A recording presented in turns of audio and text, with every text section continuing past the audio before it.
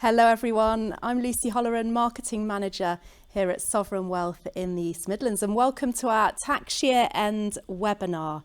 So the whole purpose of this webinar is to introduce you to the experts who look after your investments and to give you the heads up on what you need to be doing before April the 5th, which is of course not that long away, to make the most of your tax allowances. This is all about getting tax savvy, but we also wanted to make the most of this webinar and use it as an opportunity to introduce you properly to the team that look after you. So allow me to introduce you.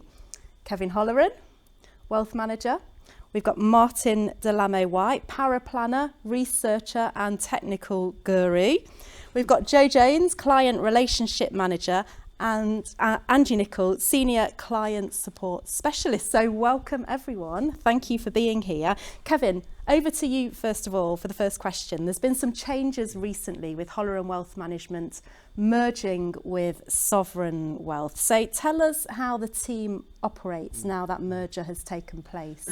Well, the merger was really born out of the success we've achieved over the last decade or so. We've been really lucky or fortunate to look after over 1,200 clients now. So with that becomes, we need more operational support to be able to continue to deliver and enhance and improve our service to our clients. So we've been really fortunate, as I say, to look after those clients on the way to financial independence over the last decade or so. And with the operational support, the extra footprint, that really allows us to take a bit of a rethink actually how we do things. So the team support for our clients now, we've got an amazing team that we've created around the clients rather than just having an advisor. So obviously the team that's here today, and when we talk to clients, we find that what they really value is relationships, trusted advice, guidance, support. So we've really doubled down on that with the merger. It allows me, for example, to spend a bit more time with clients and the rest of the team to really look after them and make sure they're on the way to where they want to be. And it's nice to put some faces to the names and the voices, I guess, that the clients speak to. So today's a great opportunity to do that.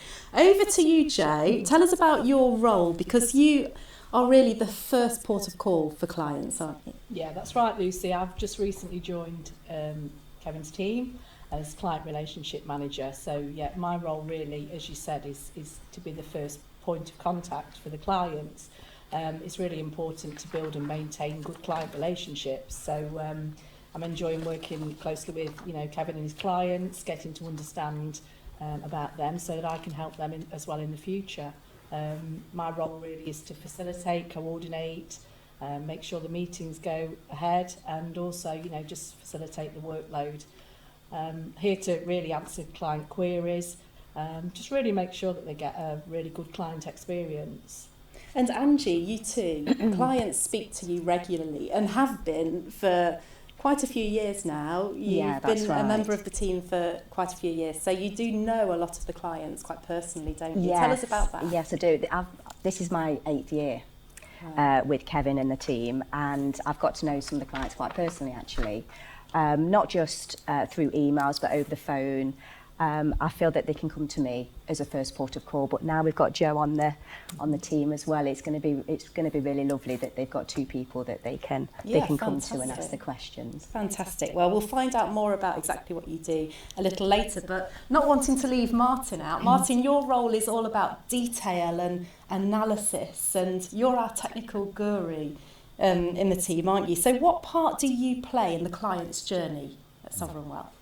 So yeah, because the financial services industry is so complex, really what I try to do is funnel everything into a simple format for them to understand. So really what I like to do is, you probably all the customers have seen it, but they're the summaries that Kevin presents. So basically I prepare those for them just to make it as simple as possible, bullet points, and try to make it so more user-friendly. That's right. Yeah. Fantastic.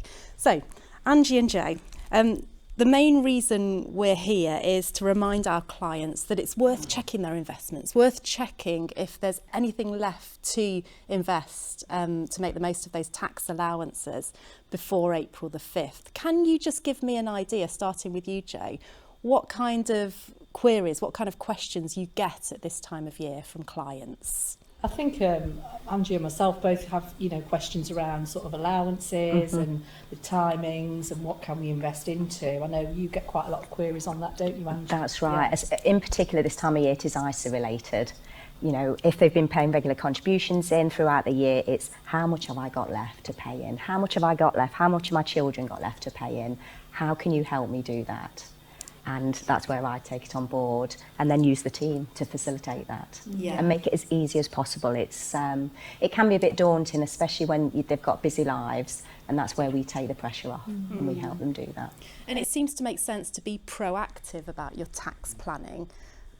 When is the best time to start planning for tax year end? Bearing in mind, don't worry us because we're only a few weeks away from April the 5th, but when is the best time to get going with the planning? So, I mean, ideally, it's the beginning of the tax year, obviously, but as we approach, I think there's about 30 days left to the end of the tax year, so people might be sort of wanting to get things done quickly. But I mean, the good news is it's use it or lose. Sorry, the good news is we can make it happen. Yeah. But it is a case of use it or lose it. Yeah. So we do need to get on with things. It just means that there's more money shielded from the tax man. You can generate more capital growth and income away from the tax man. So just really get on the phone to us. Pick up the phone to myself and the team, and we can make it happen and make sure they use their investment allowance before the end of the tax year. And then going forwards from April the 6th onwards, it's start thinking about it straight away. Exactly. Yeah. I mean, Yeah. It's the sooner, because you're getting an extra 12 months of tax-free growth, an extra 12 months of growth in the investment. So yeah, definitely. Okay. Now every year, Martin, there's lots of changes with tax. What have been the biggest changes that you could highlight that have happened this year that we need to be aware of? Yeah. So one of the biggest changes that's happened is the pension annual allowance. So it used to be 40,000, so you were only allowed to put 40, but that's changed now. So a lot of people can now put the 60,000, so an extra 20 you can save for the pension. Then other things, for example, the lifetime allowance, that's been abolished now. But watch the space, because the government might change that if there's a change of government. There could be some changes. There's a budget next week. Yeah, on the 6th of March. Yeah. The budget's coming, so yeah, then you can imagine from our perspective, you've got from the 6th of March to the 5th of April with a lot of questions. Yes. New things. So it's a busy time. Yes. Yeah. Yes. The last things that's happened as well, for example, is, let me just recap on that. So we've got like the conclusion of my client judgment.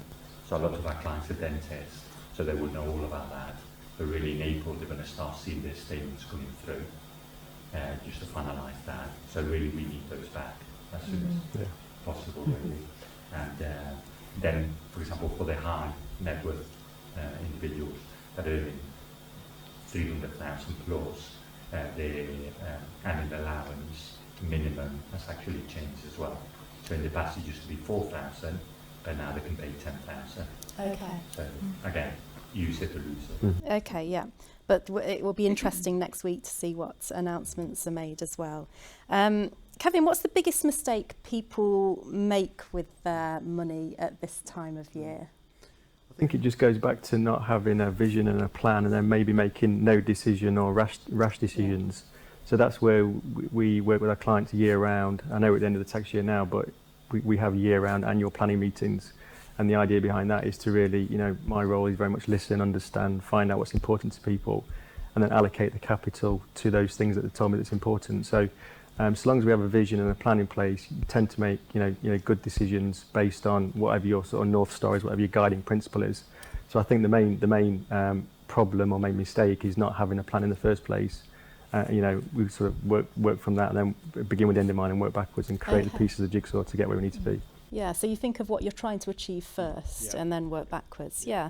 I mean, it's been a difficult time financially for everyone. So how is the current state of the economy impacting a person's desire to invest? I think it goes back to having a vision and a plan, because I think, you can get caught up in, the media and narratives about sort of seeing headlines about, financial issues. And I think, but when we sit down with clients and we find out what's really important to them, then they're able to prioritise, and maybe if they've got financial goals, then they see it more clearly. They can allocate the capital towards that and make priorities around what's important to them. And ultimately, it's priorities. You can't always fulfill everything, Yeah. but you can kind of have a list and say, well, I'll do that now and do that next, and so on and so on. And that's where the team come in, you know, to hold them accountable, be partners in managing the wealth. Yeah. Yeah, and also tax year end, I suppose, really comes into that, because if you can make any savings anywhere, it all helps, doesn't it? Yeah, absolutely, yeah. Now, we've already mentioned ISAs. Joe and Angie mentioned how they get lots of queries about ISAs at this time of year. It's probably the most obvious investment that comes to mind at tax year end. So, Kevin, what kind of ISAs are out there, and how do we know which one to choose? So the main types of ISAs, the stocks and shares ISA, otherwise known as investment ISA, and cash ISA. So they're the two main asset classes. And what we know with certainty in the longer term, that the investment ISA that invests in global equities will normally outperform in the longer term, will create more wealth for you. The cash ISA can be a safe haven for having, you know, some emergency funds available as and when you need it. Again, it's all tax-free, same as the stocks and shares ISA. They're the two main types of asset classes. Then you've also got junior ISAs for children. You've got LISAs as well, which also helps people on the foot on the ladder of the property market as well. So junior ISAs, LISAs, stocks and shares ISAs, cash ISAs, they're the main ISAs. Okay. And Martin, what's the ISA allowance for this tax year? And is it going to change for the following tax year, or will it stay the same? Oh, at least that's an easy question. I think everybody will know, but yeah, it is 20,000 or 40,000 per couple, or 49,000 if you include your children or one child. So it's 20,000 for the ISA, 9,000 for the JISA, and then 4,000 for the LISA, for example. Okay. Yeah. It's not just ISAs though. What other queries do you get? Non-ISA related? Non-ISA related. Well, you see, the tax year end, people just think ISAs, and it's not. You've got to think pensions too, and how you can become more tax savvy with actually paying into your pension. Kevin, can I just ask a quick question just to clarify? When we get clients ringing in, how much can we pay in? There is a carry forward, isn't there? That they can use as well. So it's not just about saying how much can I pay in for this tax year. We would then take that, I would take that question away and then ask Kevin, Martin, well actually, do they have any carry forward from the previous tax years? Oh, okay. So you're looking at the bigger picture. Looking at the bigger picture, really not useful. just. And one thing that really surprised me was that children can invest in pensions. Most people think it is just an adult thing. So tell us about that, Joe. Yeah, it is surprising because not a lot of people sort of understand that. And yes, you can start a pension for your child as soon as they're born.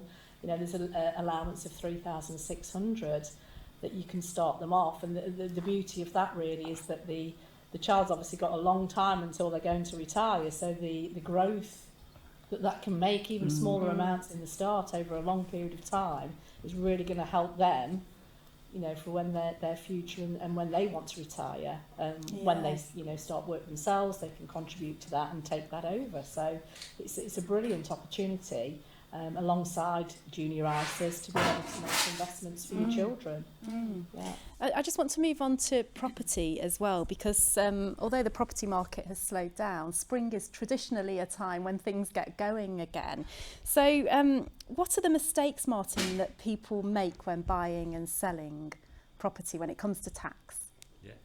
I would say three things really. So the first one is, for example, if you were two people, single people, then you get married. So basically what you do is you live your life, and then you look back and you rent those properties. You don't want to sell them, you can afford to do that, and then you eventually decide to sell the buy-to-let property, and then you forget to claim, for example, the fact that property was your home. So you get that you don't have to pay tax on that bit, so that your accountant will work that out for you, so that works out really well. Okay. Another thing is, for example, if you've got various buy-to-lets, ideally, if you could, is sell. If you've got one that you've made a gain and one that you've made a loss, try to sell them in the same tax year, because then that will help out. And then another one that I've got written down, sorry, was when you basically you sell a property, you have to pay gains and report it within 60 days. So if you don't do that, you can face financial penalties. They're really useful tips there. Thanks, Martin. Now, inheritance tax, Kevin, you'll love me asking you about this one. It's a complex one, isn't it? Whenever we post anything on our social media, we get lots of interest around inheritance tax. So can you simplify it for us? Yeah, I'll try. So, I mean, the basic thing to think about is we're all allowed £325,000 each allowance as part of our estate before the inheritance tax even kicks in. Obviously, if you're a married couple, that doubles up to 650,000, so that's a sizable amount. And then if you also own a property and that's passed on to the next generation, you get an extra allowance, which takes you up to, as a married couple, effectively with a property, you're allowed £1 million before this next generation pay inheritance tax. So that's quite, as I say, maybe more than some people think. And on top of that, you know, as we approach the end of the tax year, it's probably quite a good theme to go down is the fact that you do have this annual allowance, which is £3,600 a year that you can gift away, and that comes outside of the estate, which reduces obviously the amount that you would pay in the event of death. So sorry, how much was that? What was the figure for gifting? So £3,600 a year. You can carry forward with that. So if you don't do it this year, you can do it next year. You can double up and double that amount. Okay. So that's good. The thing I just mentioned as well is that if you do die with an estate over the £1 million, then the liability is 40% to the estate. But it's only, remember, on second death. So if a married couple, it's not on the first death. It's when it transfers to the next generation. So. And the 60% tax trap, that was another thing I wanted to ask you about. So I've heard that phrase banded around. Yeah. Martin, what's that? To keep it simple, really, if you earn between 100,000 and 125,000, really keep an eye on that, because that's when that happens. So you pay your 40% tax, and then what happens is you lose your personal allowance, which then means you're actually paying more tax again on that income that you're losing out. So when you work it out, it is the 6% tax trap, basically. Okay. Thank you. Thanks for clarifying that. Now, naturally, clients sometimes have reservations about investing, whether it's press stories that put them off or previous encounters that they've had with investing. Jo, what kind of reassurance can we give them? But it's like, if clients are working with us, how does that benefit them? Well, I think we obviously care a lot about our clients, and we make sure that we keep in touch with them.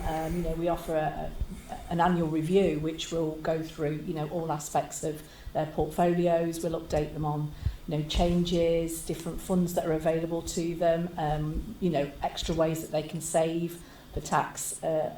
So yeah, we really do make sure that we keep in touch with our clients, and with the team that we've got, we're accessible. You know, any time we can be contacted, and we work really closely with our head office. Mm-hmm. We have senior support managers that we can go to when we need extra help. So there's you know, such a lot of help out there that, you know, clients don't need to be worried. They don't need to be concerned, because, you know, we'll be able to put them on the right track. If they are worried, if they're unhappy about anything, what do they do? They come and talk to us. Yeah, absolutely. Yeah, great. Okay. Now, Kevin, the next steps then. If clients watching this think, oh, hold on a minute, I might have more that I want to invest, what happens? What do they do? What's the next step? We make it as easy as we can for them. So you just literally, when we are obviously contacting our clients proactively to explain that they've got allowances to use. Yeah. But if you, we've only got 30 odd days left, so pick up the phone to the team, myself, get hold of us, drop us an email. We'll tell you how much you can invest and when. We'll take care of it. We'll do it for you. And I think it's good just to point out that, you know, it's well documented now that there are over 4,000 ISA millionaires in the UK now. So what we find, and it's taken an average of 22 years to get there. So what you find is, you know, there's key similarities with those people, and it's mainly around consistency, doing it on a regular basis, investing in global equities, spreading your risk, and actually being patient if you think about it, because 22 years, you know, you've got to sort of think long term. So, but the key message is get in touch with us, and we'll help you with everything.